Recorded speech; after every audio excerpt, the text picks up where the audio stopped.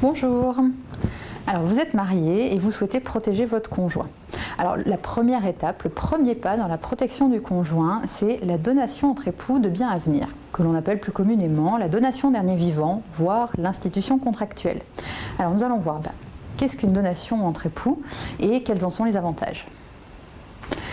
Alors une donation entre époux, c'est une convention par laquelle un époux décide de donner, pour le jour où il ne sera plus là, tout ou partie de ses biens à son conjoint survivant.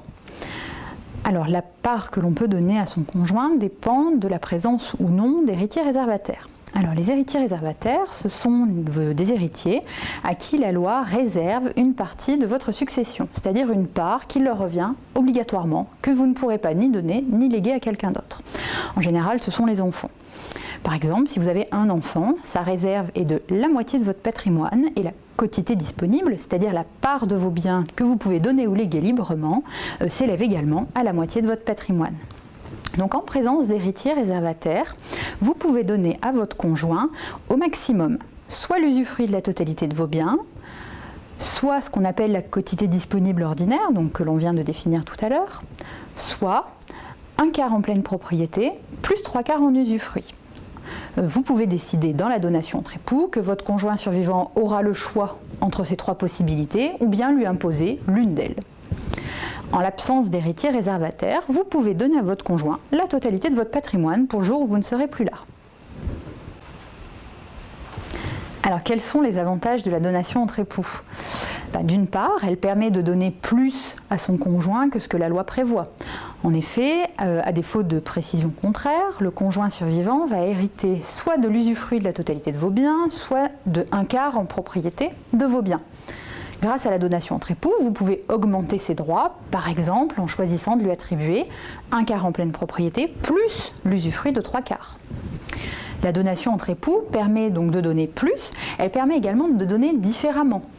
Par exemple, si vous avez des enfants qui ne sont pas communs, le conjoint survivant perd le choix entre le tout usufruit ou un quart en pleine propriété.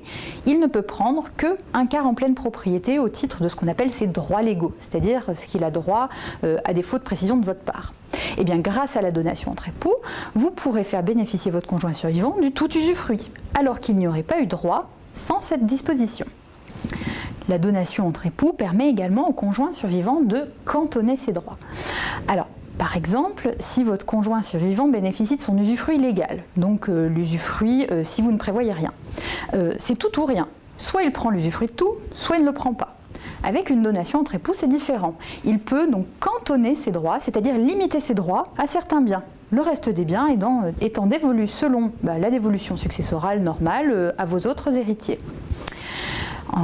Par ailleurs, la donation entre époux est quand même intéressante fiscalement également, puisque le conjoint survivant étant exonéré de droits de succession, il l'est également lorsqu'il perçoit des biens au titre de la donation entre époux.